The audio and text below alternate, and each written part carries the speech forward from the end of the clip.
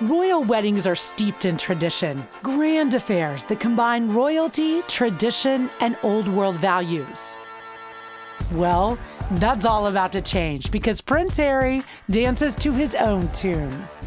Prince Charles to his son Prince William each chose the perfect British princess. Prince Harry took a different route in a very confident, independent, and drop-down gorgeous American named Meghan Markle.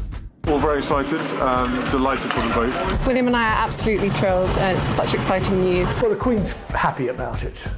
If she wasn't happy, she wouldn't have given her permission. This relationship with Meghan Markle was going to go all the way to the altar.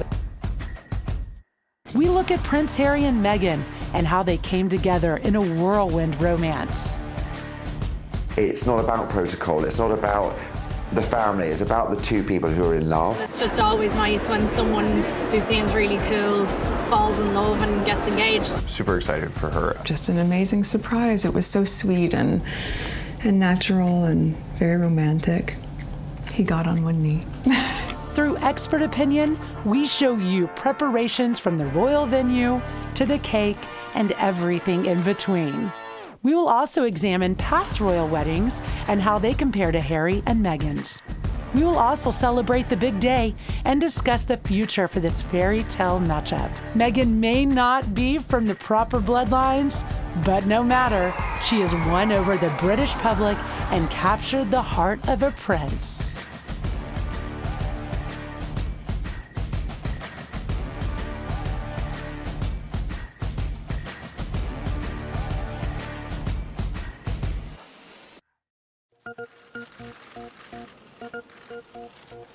When news of Prince Harry's new love, actress Meghan Markle, hit the internet, it rocked royal foundations and sent the press into a tailspin. This relationship with Meghan Markle was going to go all the way to the altar, that they had never seen Harry so in love, so head-turned, and actually so happy.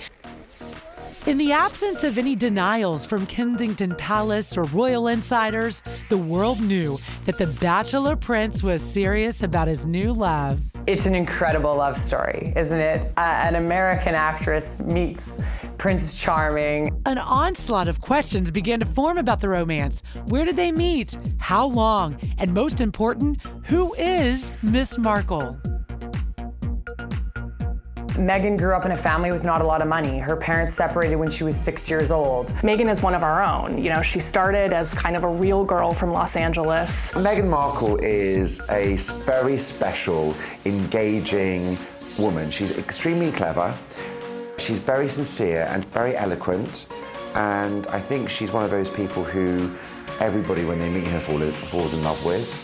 Markle, a successful actress and philanthropist in her own right, had no problem dealing with the intense speculation regarding her romance. Meghan Markle is going to be a bigger interest factor than William's wife, Kate, because of the connection, because of the American connection, because of the fact that the divorcee and this sort of film star, which generates so much interest. This is somebody who has been an actress for many years and who has become quite a big star, and also, you know, potentially could have become a really big Hollywood star. As the romance grew from strength to strength, the engagement announcement in November of 2017 was not surprising and celebrated worldwide.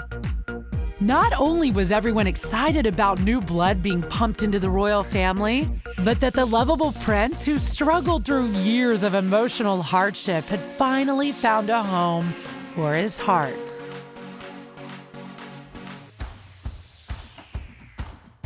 Once labeled the wild royal, Prince Harry was born and raised under the intense scrutiny of global media. I remember the very first day that I went to Sandringham House in Norfolk, which is one of the Queen's palaces and I remember sort of walking, being shown into this white room, this royal room in Sandringham by a very attentive butler. And he said, "Oh, it's Inspector Wharf, ma'am, from London." "Oh," she said, "Ken, I don't envy you looking after my children. They can be a bloody nuisance." And at which point, Harry was destamenizing this vase of royal lilies on a small table. And William was attempting to play the piano, And William turned round and said, no, we're not, are we, Harry? And he sort of burbled something as a 3-year-old, fell off this table, followed by this vase of lilies that crashed on the floor. Of course, they get up and run like any kids do. And Diana says, come here, both of you, come here, and runs out of the room, and I hadn't said a word. He performed his first royal duties as a small child and nearly drowned in scandal as a young adult, all before witnessing the atrocities of war in an active combat role while serving in the British Army. I remember him as a 3-year-old. He was never out of khaki uniforms. This guy was a soldier in waiting. And luckily, he had every encouragement from his father and his mother. I got here on Christmas Eve. Most of the guys were pretty bummed that I was here because nothing was happening for the first few days that I was here, but things are picking up again. But he achieved that. He went to the military academy at Sandhurst. He sort of fought his battle in Afghanistan. But of course, he realized that this wasn't an army life forever because of the risks involved. You know, he himself had to be protected in Afghanistan. And he realized that after the first tour and the second tour, he couldn't really justify that. And the only thing that let him down was the fact that he was a member of the royal family. But there is no doubt that the singular, most painful event in the young prince's life was his mother's death in 1997. The world watched Harry, age 12, walk behind his mother's coffin as the funeral procession wove through London to Westminster Abbey. A lot of people hold Harry in particular affection actually around the world. They remember that image of Harry walking behind his mother's coffin. Prince Harry, now an activist for mental health, revealed that decades of chaos followed this life-altering loss. Harry has come from a broken home. Harry is admitted to having mental health issues, having to come to terms with the death of his mother. It actually took him 20 years to admit that he did have these mental health issues, and he did something about it. He stumbled publicly, and the world got to see it all. The Nazi costume worn to a fancy dress party, the racial nicknames doled out to fellow Sandhurst cadets, and strip billards in Las Vegas with nude photos to boot. Harry has grown up a lot in the last few years, if we remember the kind of celebrity kind of lifestyle he was living and some of those parties he was going to and those pictures of him that were, you know, less than desirable as far as the Queen was concerned. We've seen Harry struggle throughout the years, you know, whether it's through acting out with drugs or other things. Harry acted out, as most young adults do, except his mistakes were public. He's been sort of a typical teenage boy, a typical young 20-something boy, but he's had to do it in the public eye on the world stage.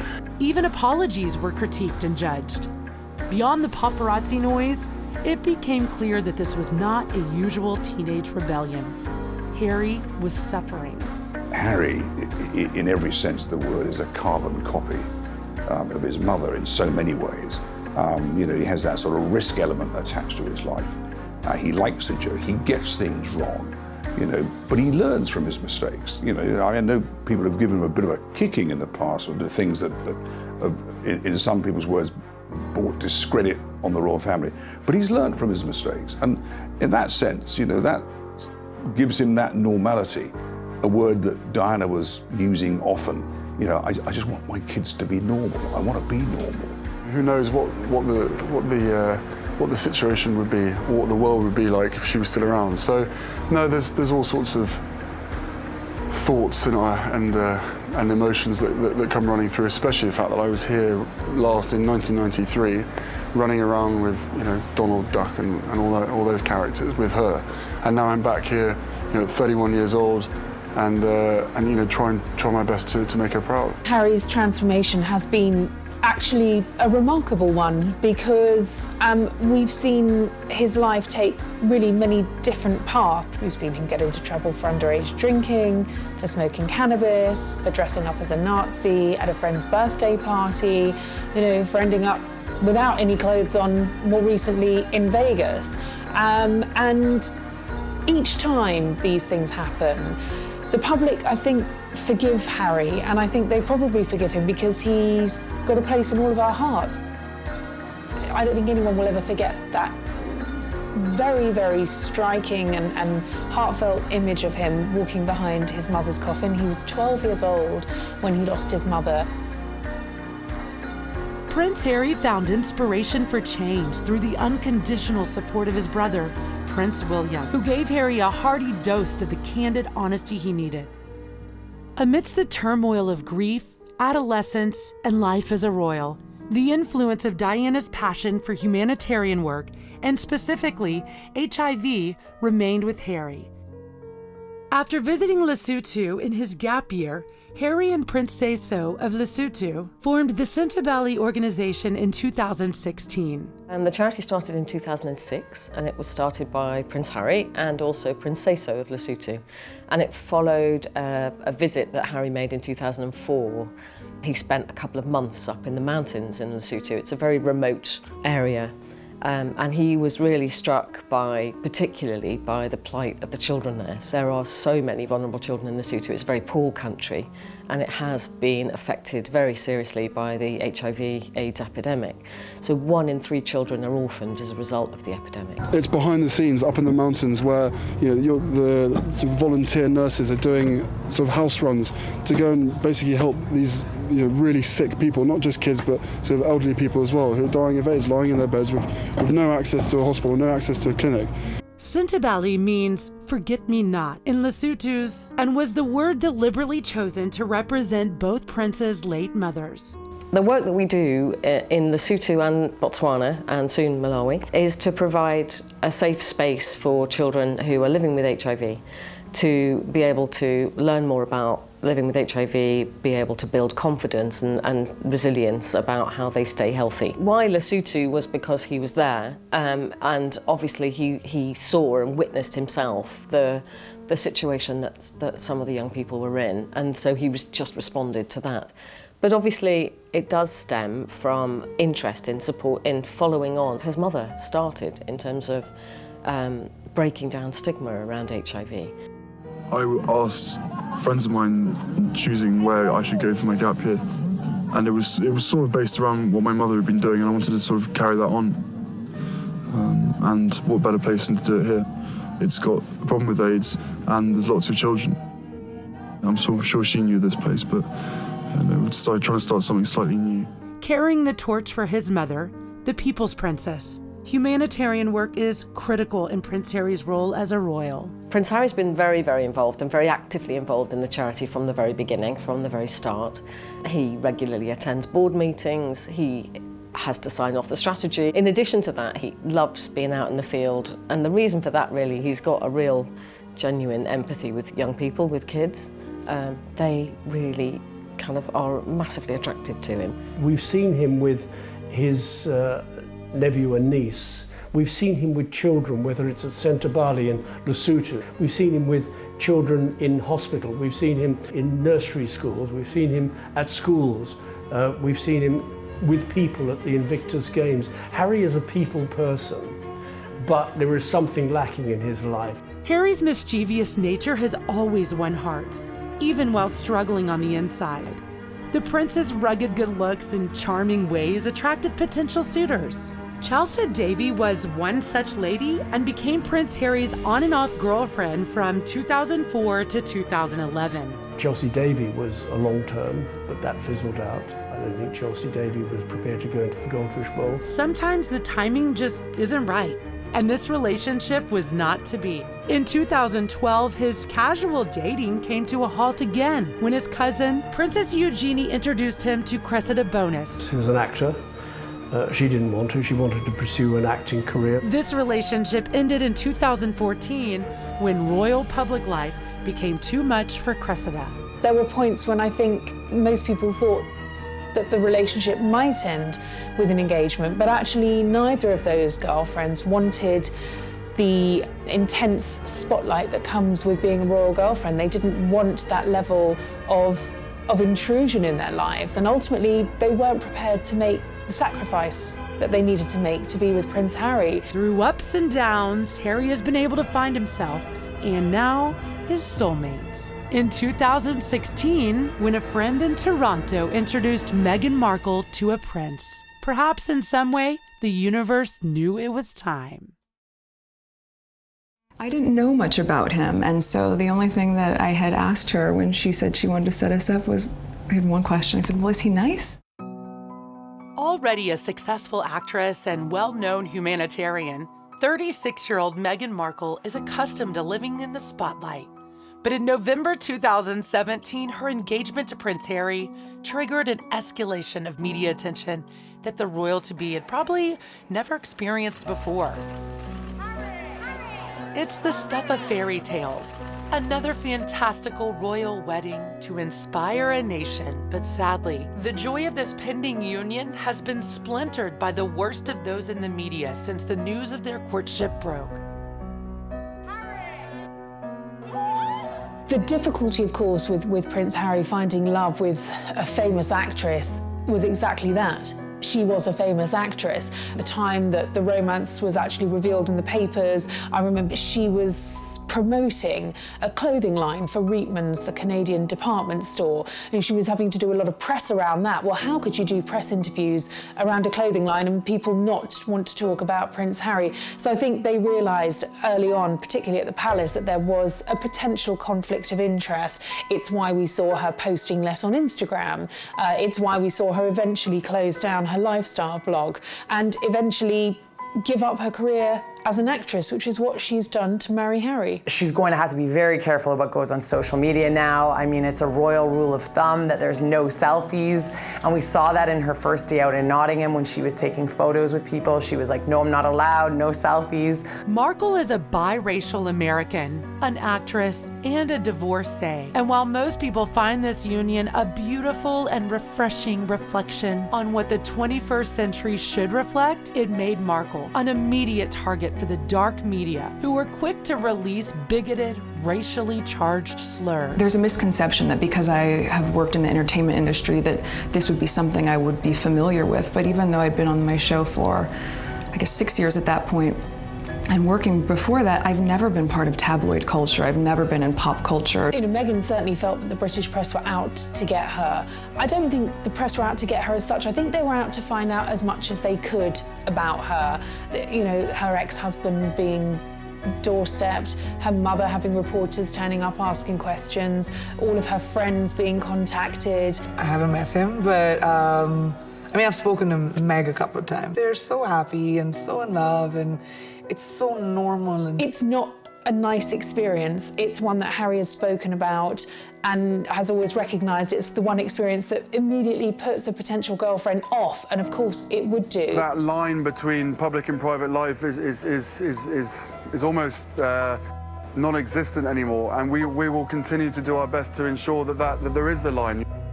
I tried to warn you as much as possible, but I think both of us were totally surprised by the reaction. Internet trolls pounced, and a media storm of sexist and bigoted articles were released. This appalling lack of decency made it impossible not to ponder the similarities between Meghan and Harry's late mother, Diana, Princess of Wales, who was the subject of such intense media scrutiny that most believe the paparazzi caused her tragic death. And those people that caused the accident, instead of helping, were taking photographs of her dying on the back seat. And then those photographs made their way back to news desks in this country. This was all pre-social media. You know, the genuine paparazzis were the guys with a camera around their neck, and the sort of Fleet Street mob, you know, the national newspapers. Now we've got this extraordinary social media where everybody with a smartphone is a potential paparazzi. I think I can very safely say, as naive as it sounds now, having gone through this learning curve in the past year and a half, I did not have any understanding of just what it would be like. Nowadays, it's not just the TV we'll be watching people's social media. We'll be going onto their Instagrams and going onto their Twitter and their Snapchats and their Facebooks to see what their opinion is. You know, it's not just about, in the olden days, you know, in Diana time, you know, before then, you would have a royal correspondent or a fashion expert just saying their opinion. Now you have millions of people's opinions. Not so long ago, Kate Middleton endured similar scrutiny and had to take legal action to protect herself. But this is 2018, Miss Markle is engaged to a man who sadly knows too well the damage an obsessive media can inflict. I think that Harry's probably being pretty cool throughout this whole ride. He's experienced that sort of back and forth of not totally being ready for this royal family and the living under the microscope in the way that he has had to. And I think he's probably been a really great coach and mentor for Meghan through this to kind of prepare her for what she's about to experience. It's not just, of course, her career. In terms of what Meghan is going to have to learn, she's going to have to learn who her friends are. She's going to have to learn who she can trust. She's going to have to get used to having a protection officer 24/7. She's going to have to get used to everything in her life. Absolutely everything, from what she wears, to who she's seen with, to where she goes for her facials, to being photographed absolutely everywhere in every situation. I think you can have as many conversations as you want and try and prepare as much as possible, but we were totally unprepared for what happened after that. It's funny because Harry can relate to that. When he was bad boy Harry, 3-4 years ago, he started up a fake Facebook account. He was Spike Wells, and that's how he met these girls in Vegas. And, the palace had to shut that down.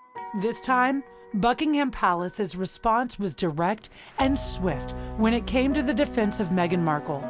They called out the dark media and put a swift end to their trolling. However, with Meghan having experience in Hollywood, this sort of scrutiny was an everyday occurrence for her. Not only could she handle negative comments on various social sites, but she was a pro with the paparazzi and media. I think the reaction to Meghan is getting better in the press. I think it was ugly to begin with. I think the press in the UK really went hard on her. And Meghan pointed that out in her interview that she had with Harry. She said, I don't even read it anymore. I think we were just hit so hard at the beginning with a lot of mistruths that I made the choice to not read anything, positive or negative. I think Meghan is used to tabloid spreads. I think the fact of the matter is she has modelled, she has been an up-and-coming actress who's did very well. She's done probably some things that she regrets in the past. She's been married for one, which is a big story. She's divorced. The headlines are already been out there for her, so I don't think really anything can faze her. We think that Meghan, soon to be the Duchess of Sussex, has far more to offer the royal family than the critics are crying about. I think you're going to see with Meghan a bit of magic, I think, to the royal family, that sprinkling of stardust. Meghan Markle is the epitome of a true Californian, born and raised by her Emmy Award-winning father and her mother, a social worker and yoga instructor. Meghan grew up in a family with not a lot of money. Her parents separated when she was 6 years old. Her dad actually won the lottery when she was 9 for $750,000 US, which allowed Meghan to go to Northwestern School just outside Chicago, which is an amazing university. Had that not happened, she would have never had that opportunity. But I bet you, Meghan still would have been where she is today had she not gone to that university. Meghan is one of our own. She started as kind of a real girl from Los Angeles. She went to Northwestern, where she majored in theater and international relations. And then obviously she became a TV star, but she was still fairly below the radar for people that didn't watch Suits.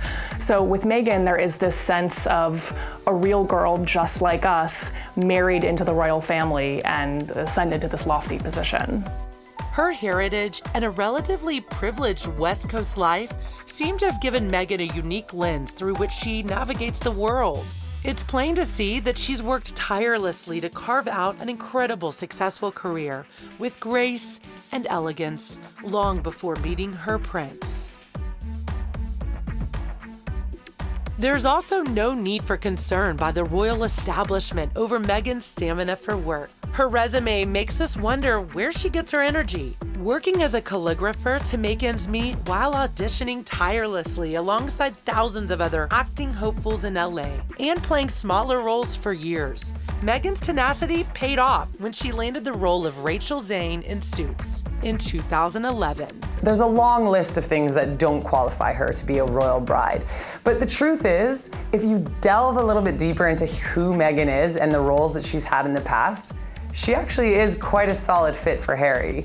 And I think that the fact that she was an actress on a hit TV show has taught her a lot and will prepare her for this role. Miss Markle has never been the girl in the corner either.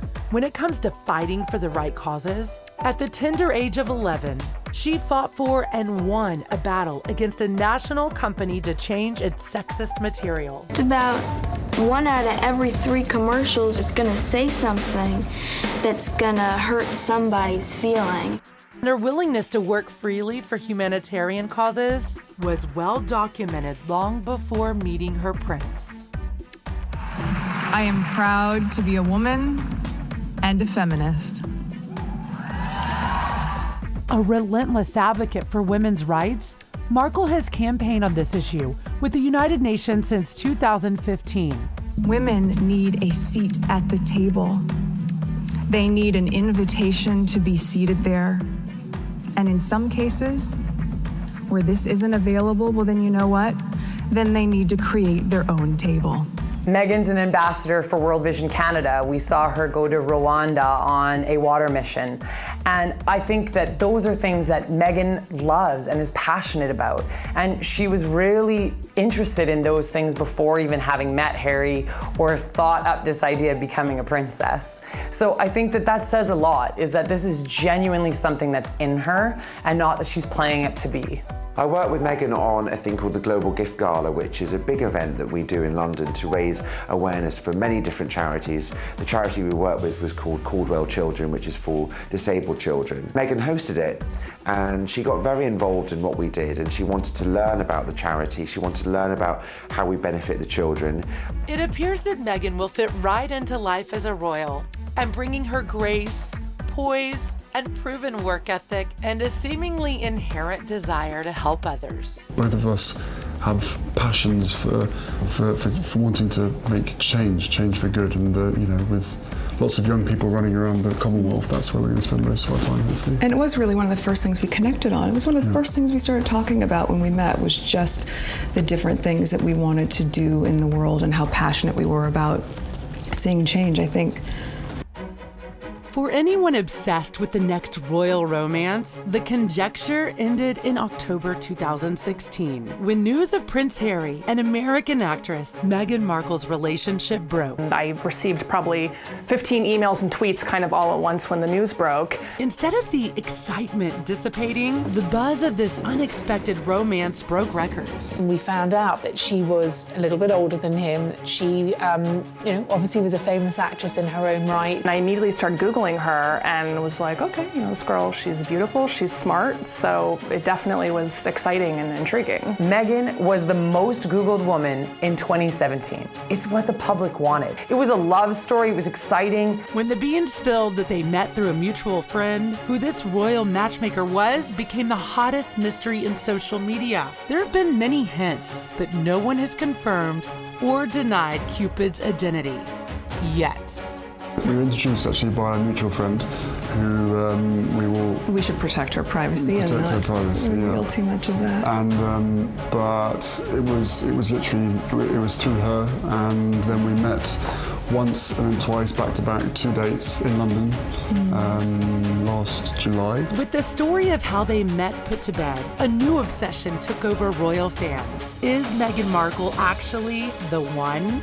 It was, I think, about 3, maybe 4 weeks later that I managed to persuade her to come and join me in Botswana. Right off the bat, he took Meghan with him to Botswana to celebrate her birthday and experience his glamping. Then, in 2016, it became apparent that this relationship was significant. According to Royal Watchers, when Harry took Meghan to his best friend's wedding in Jamaica, gossip turned into a genuine buzz. The 3-day Jamaican celebration was the best opportunity yet for Harry to introduce Meghan to his inner circle of friends.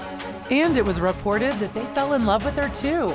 The romantic occasion provided the perfect opportunity for the pair to show their affection for one another. We had a good 5-6 months almost with just privacy, which was amazing.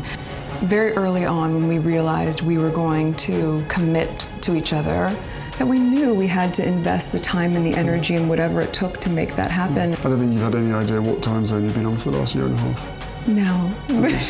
Coming over here 4 days or a week and then going back and then straight into filming the next day, 4 a.m. wake-up calls on a Monday, yes. Straight into set. The media broke into a frenzy when word got out that the couple would be making their first public appearance together at the 2017 Invictus Games, a major sporting event for wounded veterans initiated in 2014 by Prince Harry. 1 week ago, I told you that you needed to be ready, but even I could not have been ready for the scale of what we witnessed at these games. The Invictus Games are a personal and important event for him. So when Harry invited Meghan's mother, Doria Radland, to join them at the closing ceremony, it was clear that this romance is the real deal and that Harry had Doria's blessing. It's just how differently they're doing things, and whether it's that sort of very unusual show of affection at the Invictus Games, where Harry kissed Meghan not just in front of his future mother-in-law, but in front of the world. The speculation changed course. Now everyone wanted to know when and how a proposal would occur. But importantly, was Meghan going to be accepted by the royal family? And was the Queen going to permit such a union? I think the Queen's definitely excited about this. I think if anything, she's just more excited about the fact that Harry's finally going to now be off the market. I think there's no reason to think the Queen wouldn't be anything other than delighted about this marriage. She's a devoted grandmother. She played a critical role in Harry's life as a young man after Diana's death. Let's be honest, she's in her 90s, so she wants to make sure that everything's right before she goes. And I think she's doing it really well. She's become much more progressive, she's become much more relatable, she has allowed things that potentially might not have been allowed before to happen. She understands too that if the royal family is going to carry on, that we need to see them being modernised. We need to feel that we can actually be a part of their lives.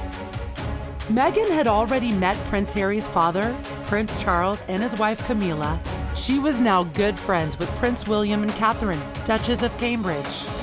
I've been seeing her for a period of time where I literally didn't tell anybody at all. And then William was longing to meet her, and so was Catherine. So, they're being our neighbours. We managed to get that in quite a few times now. And Catherine's been absolutely wonderful, amazing, as is William as well. Fantastic support. And then my father as well. We had a couple of, no more than that. We had a handful of teas and meetings, and we've just had a really nice time getting to know them and progressively helping me feel a part of not just the institution, but also part of the family, which has been really, really special. The breaths were held at the prospect of meeting the Queen. We didn't have to wait long. When Harry whisked Meghan away on a birthday holiday to Botswana, the couple returned and made a beeline for Balmoral. The consensus is that it was at this summer residence of the Queen that Prince Harry was able to make a formal introduction to the 91-year-old monarch. It's incredible, to be able to meet her through his lens, not just with his honor and respect for her as the monarch, but the love that he has for her as his grandmother. All of those layers have been so important for me, so that when I met her, I had such a deep understanding and, of course, incredible respect for being able to have that time with her. And we've had she's an incredible woman. As the couple's relationship blossomed, sweeping changes were coming for Miss Markle and her 7-year stint playing Rachel Zane, the feisty paralegal in the hit show Suits. The show's creator, Aaron Korsh, and his writers carefully planned for what they saw as inevitable. They gradually wrote Rachel Zane out of the series. It's a new chapter, right? And also keep in mind, I've been working on my show for 7 years. So we were very, very fortunate to be able to have that sort of longevity on a series. And for me, once we hit the 100-episode marker, I thought, you know what, I have ticked this box, and I feel really proud of the work I've done there. And now it's time to, as you said, work as a team with you. Yeah. The anticipation of an engagement continued to build, and finally, a formal announcement by Clarence House was made. Meghan Markle would become a member of the British royal family. And tell us, how did you propose? Was it romantic? The occasion itself will generate global television audiences, news items. Already they're planning it. We're already, 5 months away. It is not lost us that a significant person is missing from this happy event. I spoke to a veteran royal reporter who spent years photographing Diana, who took the very first pictures of Meghan and Harry kissing at the polo last May. He said he hadn't taken pictures like that of the royals since Diana. Diana, Harry's mother, has striking similarities with Meghan Markle, and Harry thinks they would have been great pals. She would be over the moon, jumping up and down, so excited for me. But then, as I said, would have probably been best friends with Meghan's. Diana would have liked the way that Harry had grown up. I mean, obviously, he was in his early teens when, sadly, his mother died in that tragic accident in Paris. But, he survived that. He, as a young lad, walked behind his mother's coffin, in front of the sort of world's media. And he talks about it openly now. And so in that sense, his mother would have been exceptionally proud of him. Well, I think Diana would be thrilled to see William and Harry settle down with, two really perfect brides, actually. Kate is so perfect for the role that she has to fulfill.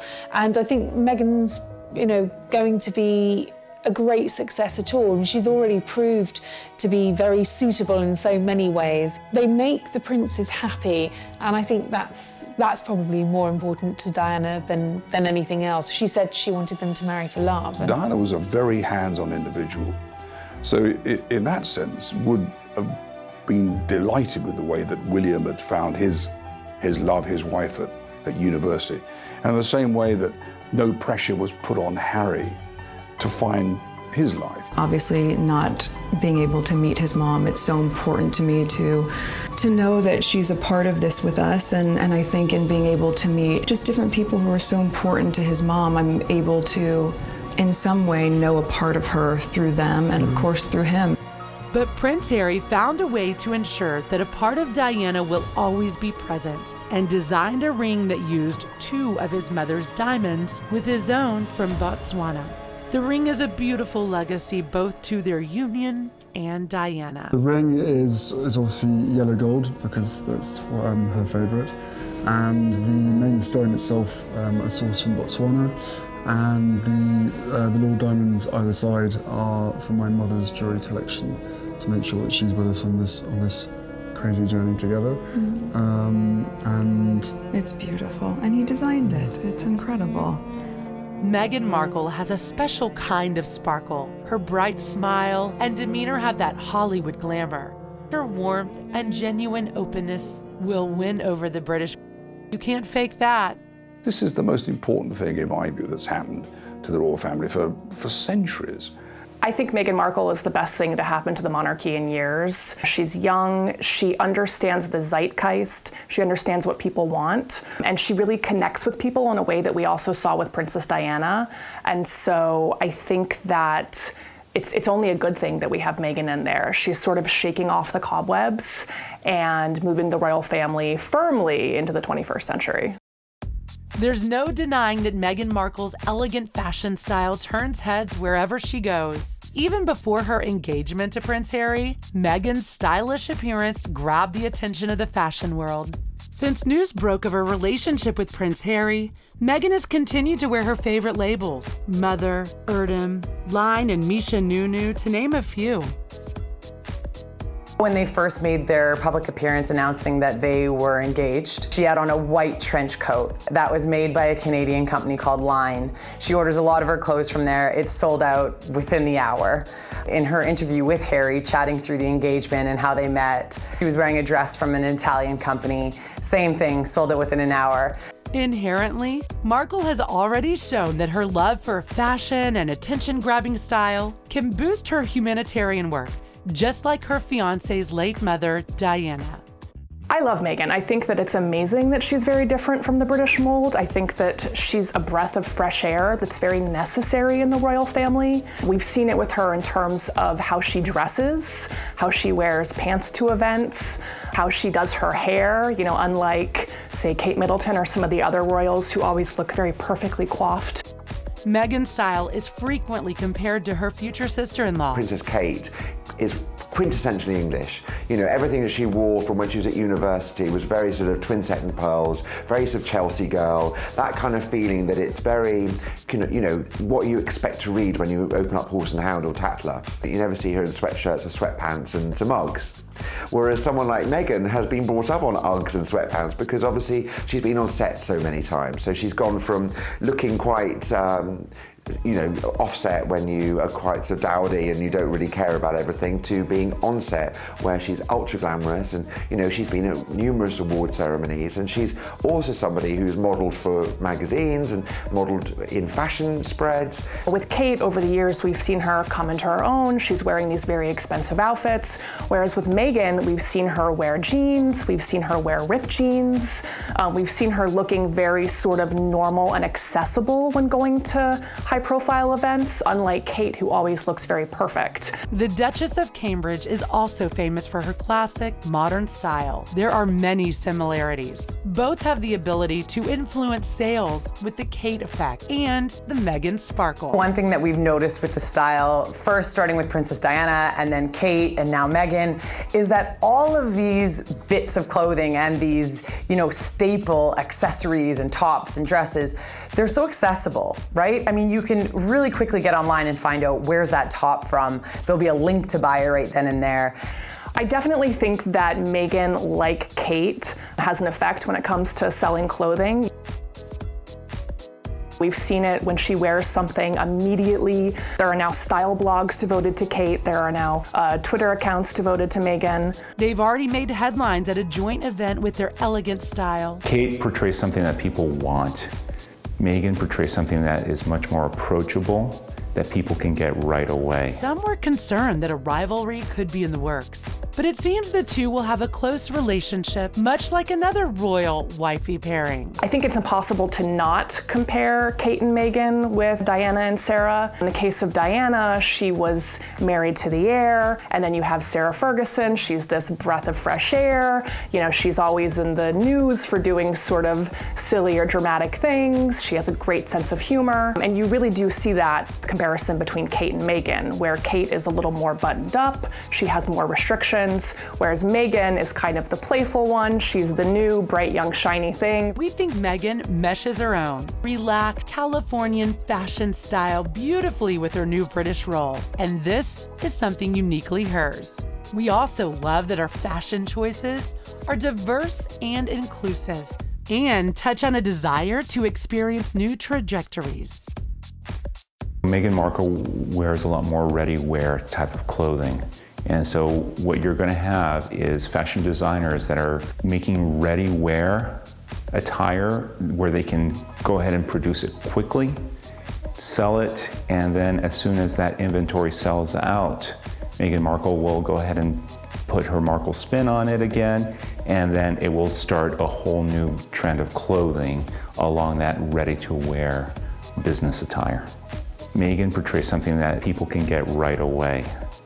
And so it's something that people can find at their local department store, whether it's Nordstrom's or Macy's. Oh, do I love Guilty as charged. online shop. Of course, especially with our hours too, So as actors, easy. right? It's like if I have downtime in my trailer. Speaking of trying new things, Meghan is a huge fan of wine. Her favorite, a Tignanello, led Meghan to name her former blog, The Tig. The namesake is from a wine called Tignanello, but in the States we sort of bastardize the name and say Tignanello. And it was my first sip of wine where I said, oh my gosh, what is this? Like, I said to the bartender, what am I drinking? He's like, just call it the Tig. This moment revealed to Meghan that to live is to be curious and insatiable in living one's life. From then on, all aha moments became a Tig moment for Meghan. So someone had always asked me about, fans especially once the show started, travel advice or food, restaurant advice, fashion of course. And I said, let me create a hub where I can have all of that stuff there that's really aspirational but attainable. Meghan has remarked that the best part of discovering great wine is the adventure taken to find it, meeting the winemakers. However, Tignanillo is not her only favorite, anything red as she calls it, opening the door for the popular Central Coast Pinot Noir as well. So Meghan being from California, I can see her bringing Harry on an adventure up here through the Central Coast. Winding roads, it's beautiful scenery. So I can see them coming, kind of finding the different spots that they like. Pinot Noir is a varietal, and it is one of those grapes that is very engaging and captures your. It's not surprising, that's one of her favorite ones. And cool climate Pinot Noirs tend to just be so beautiful. They have such pretty notes and cherries, cherry blossoms, some hints of raspberry, some red currants. It would definitely be something that I see Meghan and Prince Harry enjoying together. Meghan is also a self-proclaimed foodie. Her philosophies on food and eating have the potential to become an incredibly positive influence on young people. Meghan advocates lifestyle eating over dieting and is open about her years of teenage angst about weight and beauty. We love that she's such a fantastic role model, but is also not afraid to burst out the treats now and then. Markle's instinctive humanitarian side led to her adoption of Bogart and Guy, her two canine companions. I have two dogs that I've had for quite a long time, both my rescue pups, and one is now staying with very close friends, and my other little guy is, yes, he's in the UK. He's been here for a while. Okay. They say that dogs have the innate ability to judge good and bad, and even the royal corgis, usually the toughest audience of all, according to Prince Harry, have embraced Meghan into the royal family. For the last 33 years been barked at. This one walks in absolutely nothing. Just laying on my feet during tea. It was very sweet. And I was just like, oh. That definitely scored a few points with the Queen. Boom. However, it hasn't all been smooth sailing for royal romances. Many eyebrows were raised when it was revealed that Meghan Markle was not only American, but a divorcee. This royal union is a case of love comes first, as it was with King Edward, whose actions may have helped pave the way for this love story to unfold. The inevitable comparison between Meghan and Wallis Simpson has of course been made in the press because Meghan Markle will become the first American divorcee to marry into the royal family in 80 years. Fact, times have changed. Of course, for some people, you know, that immediately creates parallels because they think of the last time an American wanted to marry into the royal family, which of course was Wallis Simpson. And people draw parallels and say, oh, but isn't it amazing how far we've moved on? And actually, I mean, yes, we have, but Edward VIII was king at the time that he wanted to marry Wallis Simpson. His Royal Highness King Edward VIII's marriage to American divorcee Wallis Simpson in 1937 is one of the most significant romantic scandals in British history. So great was the monarch's love for Wallis Simpson that Edward abdicated the throne to marry her. Edward was direct in line to the throne. He gave up his throne because he wasn't prepared to be king without, as he put it, the help and support of the woman he loved. So he abdicated, and they went off to Paris and got married and never lived happily ever after from then on. There are striking similarities between King Edward VIII's marriage to Wallis Simpson and Harry's pending nuptials to Meghan Markle. Wallis was American, as is Markle. But there are interesting distinctions too. Harry is fifth, soon to be sixth in line to the throne, so it's far less significant the fact that he's marrying an American actress, a mixed race actress, a woman who's 36 and been married before. Meghan is a very different person. She's been married before, she's a divorcee. Charles was married before, Camilla was married before, both divorced, they got married. For Edward and Wallis, marriage to a two-time divorcee was at the time immoral, and with World War II looming, the British people needed a strong monarch. Harry, unlike his predecessor, Edward, is not heir to the throne. He's not king. And in fact, because there are now several heirs with William, he never will be king. When Edward wanted to marry Wallis Simpson, it was literally a constitutional crisis. It was, absolutely unfathomable to the people. In terms of Harry wanting to marry Meghan, he's 5th or 6th in line for the throne. He's way down the line. There isn't really the worry that we'll have an American queen on the throne. So I think that Harry has a lot of flexibility and freedom in being able to marry for love instead of having to have an eye toward duty. A lot of comparisons are being, floated about Edward VIII and Wallis Simpson. Well, of course, that was in the 1930s, 1936. We're looking at a totally different royal family then. This was a non-starter. But then, Wallis Simpson was a divorcee, and there was some interesting history around that time. But the royal family have progressed, following his abdication. The responsibility of the monarch was to the Church of England, and the church had no time for a divorcee as future queen. It was a stigma. You talked about it in hushed tones. If somebody was divorced, you thought, oh, no, I'm not terribly sure I can socialise with that person. It's no longer a stigma. It's a fact of life. People get married, they don't like each other anymore, they get divorced. We've moved a long way from the days in the 1930s when divorce was frowned upon by the Church of England. Britain's royal past is intimately bound with religion. Even Meghan Markle in 21st century Britain was baptized before her wedding day. But no other union rocked a nation to its spiritual core than that of King Henry VIII and Anne Boleyn in the 1500s. King Henry, already married to Queen Catherine of Aragon, decided Anne would be his and plotted to have his marriage to Queen Catherine made void. Rebelling against the Pope's intense opposition, King Henry married Boleyn in a secret ceremony. This marriage changed the religious culture of England forever. The Church of England came under the stewardship of the monarchy, and Roman Catholicism lost its footing. Anne Boleyn, of course, was ultimately charged with adultery, incest and witchcraft, and then burnt. Or had a head chopped off rather. Since the ill-fated marriage of Anne Boleyn and King Henry, times have changed, and one need look no further than Prince Harry's very own brother, Prince William's modern-day romance with his college sweetheart, Kate Middleton. In fact, Harry could be thanking his older brother William for laying the foundation for a modern-day royal union.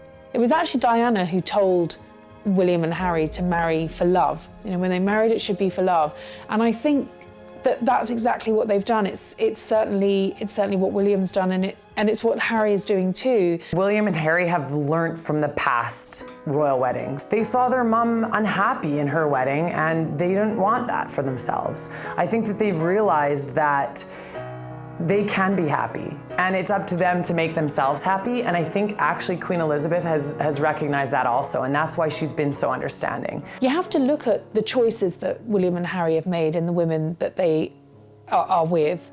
Kate, a commoner, not of blue blood, not perhaps the aristocrat that we might have picked for Prince William, but that marriage and that relationship is and has been, hugely successful for 10 years. Now England's beloved Catherine, Duchess of Cambridge, the paparazzi incessantly reported on Kate's lineage of coal miners, blue-collar workers, and the lack of any aristocracy. From what I've seen of Meghan so far, if you were going to compare her to anyone, I wouldn't be comparing her to Kate, because I think they're two very different women. Yes, they're the same age. Yes, they've fallen in love with princes, but actually that's where the similarities end. The American press is bound and determined to sort of pit Kate against Meghan. But the fact is, they're very different people. Meghan marries into the royal family, a famous actress in her own right, a divorcee, she's got history, there's a whole background to her, whereas, Kate married in, I almost say, a blank canvas. Her longest term relationship of 10 years was with Prince William. She didn't have a full-time job as such. Kate is a mother, soon to be mother of 3. I think that Kate has had an extraordinary burden being the only sort of young, visible royal in the spotlight. And now that Meghan is coming into the picture, there's room for Kate to kind of take a step back, hopefully to breathe a little. We are delighted that Meghan Markle's fairy tale romance is a reflection of how far royal traditions have evolved, and we can't wait to see her sparkle on her wedding day. Once the Cambridge's third baby arrives, Harry will move down the order of succession and he will become sixth in line to the throne. And because of that, it's incredibly unlikely that he is going to be king. So he has a very different role from William. So I think Meghan and Harry will be a different couple to William and Kate. They have different roles, different purposes. Nonetheless, both are meaningful. You know, Harry and Meghan have that freedom, I think, to perhaps push royal boundaries a little bit more than William and Kate would be able to do. In a monarchy where the very Queen herself, in her 93rd year, her husband, 96, you know, yeah, they have a great longevity, but no one lives forever. So in the next decade, there are going to be huge changes, and Meghan and Harry will be front runners in that change, whether they go second to William, who might become king, or whether his father decides he doesn't want to be king, or whether the Americans get fed up with community. I don't know, there are so many different options open at the moment that this sort of new group of royalty, of which Meghan is now part of, is going to be instrumental in the changes that lie ahead. This engagement is definitely a sign of modernisation in the royal family. It's really shown them to be progressive. It's shown the Queen actually thinking, okay, I want my grandchildren to be happy. This is about happiness rather than protocol. It's just a very different time for the monarchy, and William and Harry are unwilling to let these sort of old gray men at the palace tell them what to do. Princess Diana wanted William and Harry to grow up as normal boys. Well, normal boys will, you know, travel the world in the early 2000s and go to Vegas and be in Canada and meet women from around the world. With Meghan going to the royal family, it helps out the royals become a lot more approachable to not just the British, but the Americans. And so it almost makes the royals one of us, a little bit closer to becoming one of us. After the excitement of the engagement announcement, the wedding day promises to deliver the stuff that fairy tales are made of. This is a massive deal, and it's not just the day, you know, it's a really big run-up from everything. It's a massive marketing platform for the UK.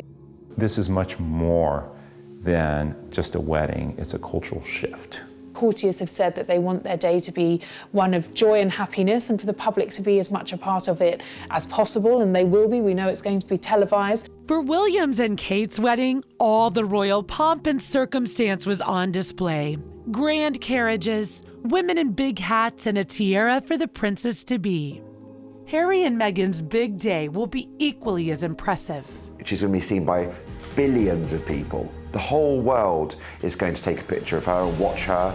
So it's very important to make sure that you look perfect. So she will rehearse her look probably 2 or 3 times before she actually gets to the day before the wedding. You know, how life-changing is this? Well, it's a huge life changer.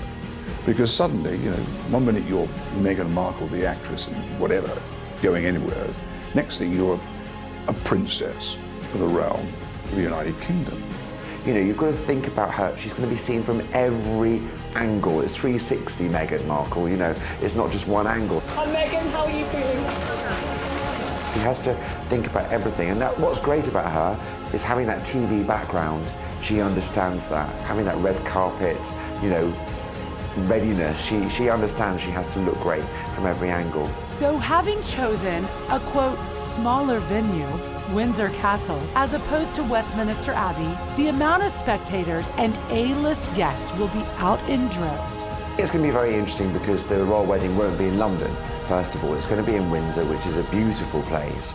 But I think what's going to be very interesting is, first of all, how are the massive crowds going to be managed? Because that whole place is going to be full of so many tourists, so many people from London coming up and wanting to see or get a glimpse of the royal family. For Meghan, there has been a great deal of speculation as to the designer of her special wedding gown and who exactly is on her guest list. She is known to have quite the A-list of friends and work associates. I doubt whether she'll be wearing the dress that she wore in Suits, but I do think she'll be, and I think, you know, also there's a lot of, she's got to live up to what Princess Kate wore, you know, which is was a most amazing dress by Sarah Burton, you know, fantastic.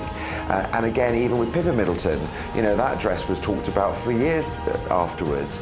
So I think there's a lot of pressure on her, and I think also she has to look traditionally English, but also, as we've just said, she's American.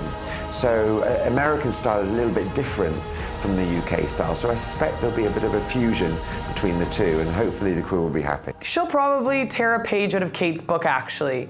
Lace is still very much in, and she's simple. It's a May wedding, so spring, but I don't think she'll get away with being too revealing. I think she'll probably still go for something long-sleeved. The guest list, of course, is going to be much speculated upon in the months leading up to the wedding. I'm told that the Queen has told the couple that they are to draw up the list of who they want to be there. It's going to be a smaller wedding than William and Kate's. They had 2,000 people at Westminster Abbey.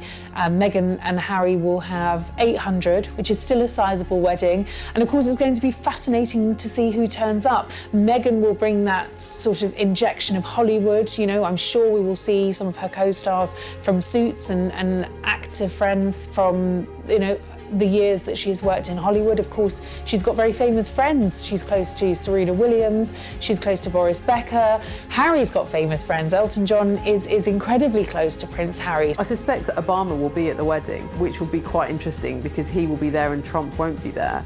Harry and Meghan are also causing a few headaches for the royal guard. Expect to see a few detours from the traditional wedding do's and don'ts. The rumor on the street is that Meghan is going to be giving a speech at her own wedding, which is a big protocol no-no. Regardless of what it took to arrive at this point in Harry and Meghan's relationship, one thing is for certain, that on May 19th, 2018, a Disney fairy tale will come to life as a prince turns a lovely young lady into a real-life princess.